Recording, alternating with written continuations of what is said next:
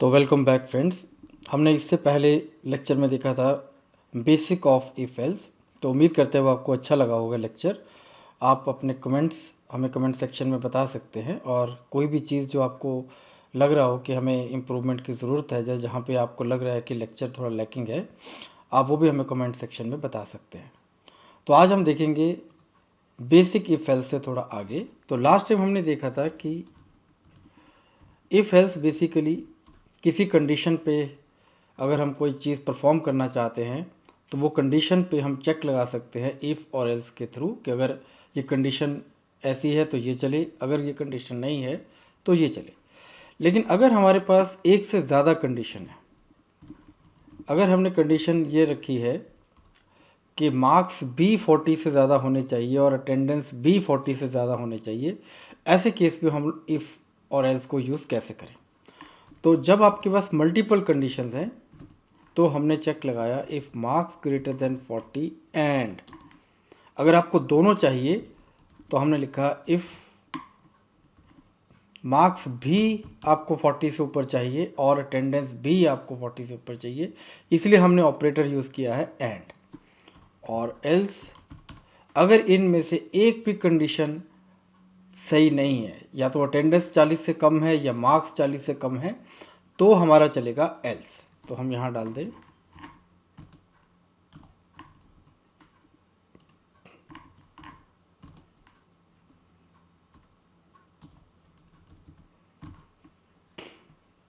और हम इसको चलाएं।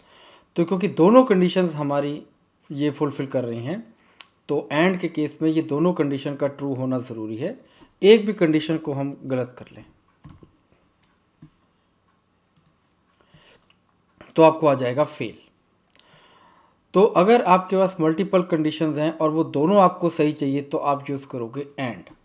और अगर आप ये चाहते हो कि चाहे तो बच्चे के मार्क्स इससे ज़्यादा हो या अटेंडेंस, या इम्पॉर्टेंट पॉइंट इस केस में है या, दोनों में से एक भी कंडीशन अगर आपकी सही है तो आप उसको पास डिक्लेयर कर रहे हैं। इस केस में हम लोग ऑपरेटर यूज़ करेंगे और के लिए आप लोग यूज़ करते हैं पाइप करेक्टर।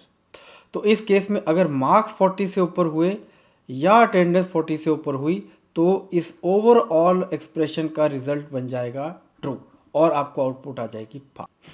तो हमें आ रहा है पास।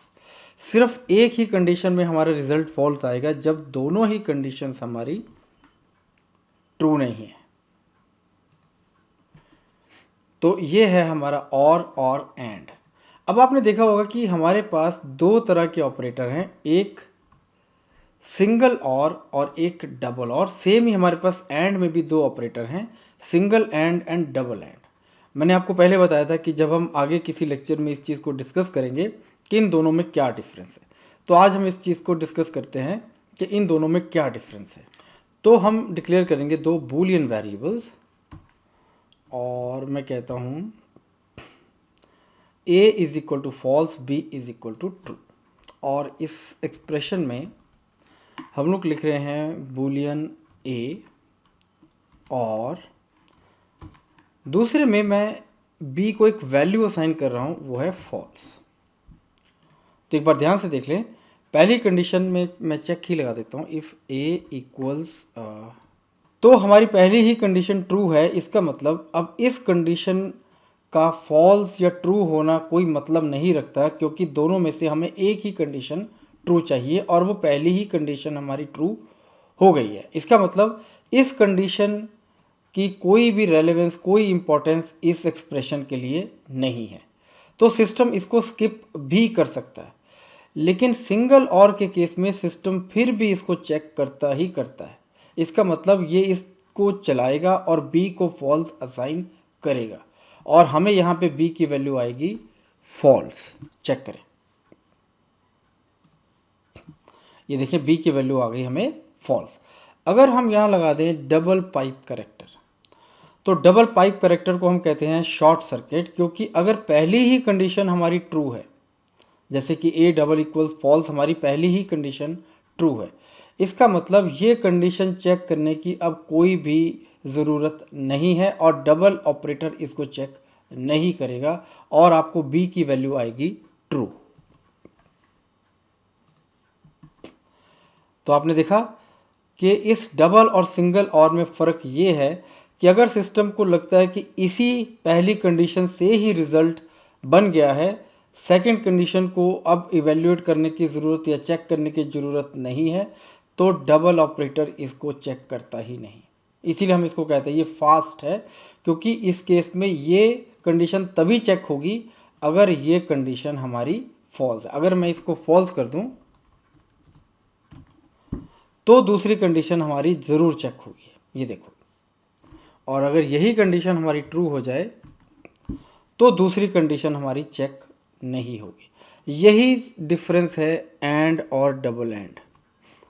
अगर पहली ही कंडीशन हमारी फॉल्स हो जाए, अगर हमारी पहली ही कंडीशन फॉल्स हो जाए, इसका मतलब अब इस कंडीशन से रिजल्ट को कोई फर्क नहीं पड़ता, क्योंकि दोनों कंडीशन ट्रू चाहिए एंड के लिए।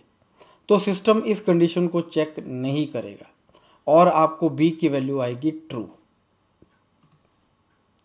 और अगर मैं सिंगल एंड ले लूं तो सिस्टम इन दोनों को चेक करेगा ही करेगा, चाहे पहले की वैल्यू ट्रू आए चाहे पहले की वैल्यू फॉल्स आए। तो आप देखोगे इस केस में बी की वैल्यू आपको आएगी फॉल्स।